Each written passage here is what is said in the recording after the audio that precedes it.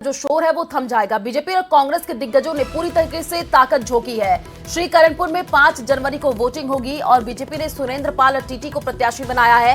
कांग्रेस से रुपिंदर सिंह चुनावी मैदान में है। 8 जनवरी को श्रीकरणपुर चुनाव के नतीजे आएंगे। तो इस वक्त की ये बड़ी जानकारी आपको दे रहे हैं और चुनाव प्रचार प्रसार आज शाम थम जाएगा। 5 जनवरी को वोटिंग। बीजेपी और कांग्रेस के दिग्गजों ने पूरी तरीके से ताकत झोंक रखी है इस सीट के लिए, क्योंकि देखिए तस्वीरें निकल करके सामने आई थी जिसमें जब बड़े बड़े कद्दावर नेता पहुंचे और उन्होंने चुनाव प्रचार किया वहां पर, तो बीजेपी और कांग्रेस के जो दिग्गज है वो पहुंचे थे और उन्होंने पूरी ताकत इस चुनाव में झोंकी है। 8 जनवरी को श्रीकरणपुर चुनाव के नतीजे आएंगे और 5 जनवरी को यहां पर चुनाव होगी।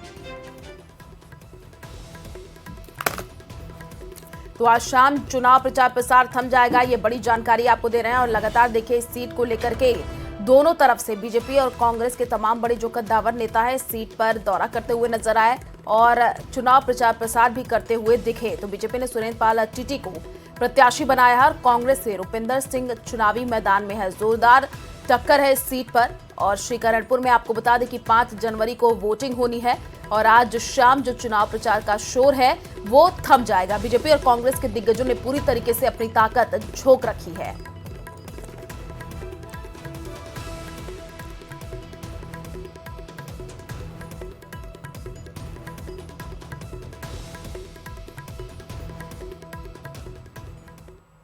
भारतीय जनता पार्टी के कई नेता आज यहाँ आए हैं। उसकी चिंता जो है डोटासरा साहब क्यों करें?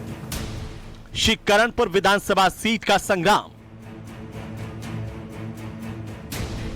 बीजेपी और कांग्रेस का आखिरी दांव। जीत हो या हार, हर दांव हथियार। भारतीय जनता पार्टी के कई नेता आज यहाँ आए हैं। बड़े बड़े लाव लश्कर आए हैं, लेकर के आए हैं। और जो आए हैं ना वो यहीं ठहरे थे, वो खुद मुख्यमंत्री के दावेदार थे। चाहे गजेंद्र सिंह जी हो, चाहे सीपी जोशी जी हो, सूट वूट सिला लिए थे। जुबानी जंग, जीत के लिए चुनावी शतरंज। कि माननीय भजनलाल जी के नेतृत्व में बनी हुई सरकार मोदी जी की सरकार के सहयोग से उनके मार्गदर्शन के साथ राजस्थान को आमूलचूल रूप से परिवर्तित करने के लिए सफलतापूर्वक काम करेगी। जी हां, राजस्थान विधानसभा की 200 सीटों में से 199 पर चुनाव हो चुके हैं। आखिरी सीट श्रीकरणपुर विधानसभा सीट पर 5 जनवरी को मतदान होना है। मतदान के लिए केवल 2 दिन ही बचे हैं। इसके लिए बीजेपी और कांग्रेस दोनों ही हुंकार भर रहे हैं और अपने अपने दांव पे चल रहे हैं। कांग्रेस से इसकी कमान प्रदेशाध्यक्ष गोविंद सिंह डोटासरा ने संभाल रखी है, तो वहीं बीजेपी से केंद्रीय जल शक्ति मंत्री गजेंद्र सिंह शेखावत प्रत्याशी की जीत के लिए हुंकार भर रहे हैं और अपने अपने वोटर्स को साध रहे हैं। श्री गंगानगर पहुंचे गोविंद सिंह डोटासरा ने प्रेस कॉन्फ्रेंस कर बीजेपी सरकार पर जमकर निशाने साधे। उन्होंने कहा कि बीजेपी सरकार पर्ची सरकार बनकर रह गई है, तो वहीं शेखावत ने भी प्रेस कॉन्फ्रेंस कर इसका बखूबी जवाब दिया। ये पर्ची सरकार राजस्थान में भाजपा की सरकार नहीं है, भजनलाल की सरकार नहीं है, ये पर्ची सरकार है। ये दिल्ली से पर्ची आती है, आपने सबने देखा, मीडिया के भाइयों ने देखा होगा। जैसे पिक्चर में होता है ना वो अली बाबा और 40 चोर में खुल जा सिम सिम, ऐसे खुल जा पर्ची। वरिष्ठ नेताओं की चेहरे की हवाइयां उड़ती हैं, किसी के समझ में आता नहीं है, कोई ताली नहीं बजती है, कोई उत्साह नहीं है, कोई उमंग नहीं है, कोई खुशी नहीं है। लटके हुए चेहरे देखते हैं, ये क्या हो गया। ये पर्ची सरकार 1 महीने में अपना मंत्रिमंडल नहीं बना पाई। आखिरी में एक फिर दिल्ली से पर्ची आई।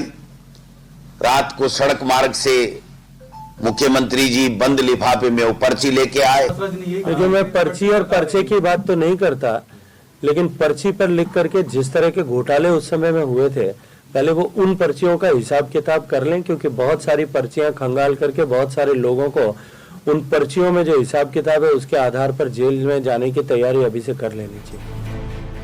वहीं गोविंद सिंह डोटासरा ने बीजेपी प्रत्याशी सुरेंद्र पाल सिंह टीटी को मंत्री बनाए जाने पर भी कई सवाल खड़े किए हैं और इसे आदर्श आचार संहिता का उल्लंघन बताया।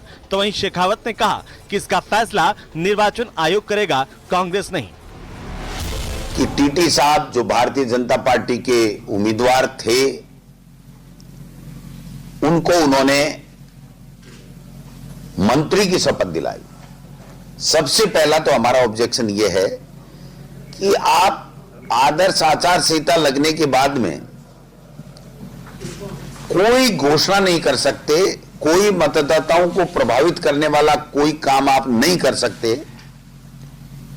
आप एक स्कूल में विषय नहीं खोलने की घोषणा कर सकते, और आपने इतना बड़ा उल्लंघन आचार संहिता का और संविधान का किया है कि आपने तो जनता को एक तरीके से ठेंगा दिखा दिया।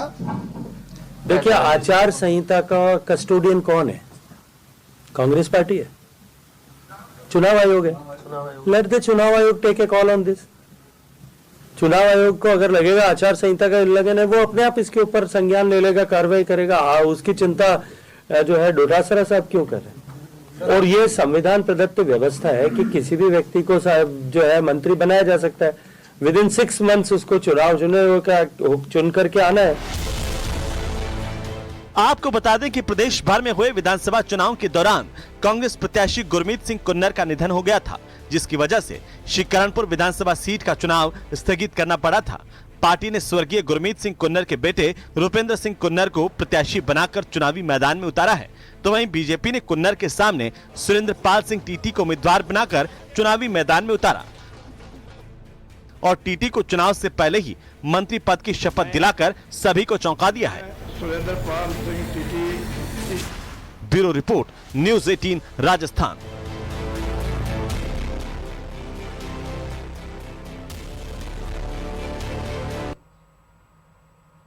तो जयपुर से बड़ी जानकारी आपको दे दें, सीकर और नौगांव के दौरे पर सीएम भजनलाल रहने वाले हैं। विकसित भारत संकल्प यात्रा शिविर का अवलोकन करेंगे। पार्टी नेता और कार्यकर्ताओं से मुलाकात का कार्यक्रम बताया जा रहा है। तो इस वक्त की ये बड़ी जानकारी, सीएम भजनलाल के ताबड़तोड़ दौरे प्रस्तावित है। सीकर और नागौर के दौरे पर सीएम भजनलाल रहने वाले हैं। विकसित भारत संकल्प यात्रा शिविर का अवलोकन करने वाले हैं और पार्टी नेताओं और कार्यकर्ताओं से भी मुलाकात सीएम भजनलाल शर्मा करेंगे। सीएम के दौरे को लेकर के देखिए, प्रशासन पूरी तरीके से तैयारियों में जुट चुका है और तैयारियां पूरी कर ली गई है। सीकर और नागौर के दौरे पर सीएम भजनलाल शर्मा रहने वाले हैं। विकसित भारत संकल्प यात्रा शिविर का अवलोकन करेंगे। साथ ही और भी कई कार्यक्रम सीएम भजनलाल शर्मा के बताए जा रहे हैं। कहा जा रहा है कि पार्टी पदाधिकारियों से भी मुलाकात करेंगे।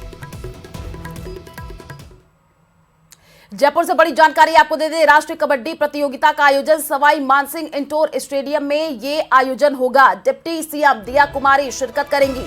विधायक बालमुकुंद आचार्य भी मौजूद रहने वाले हैं। कबड्डी प्रतियोगिता में 29 टीमें हिस्सा ले रही हैं और आपको बता दें कि 3 से 8 जनवरी तक कबड्डी प्रतियोगिता होनी है।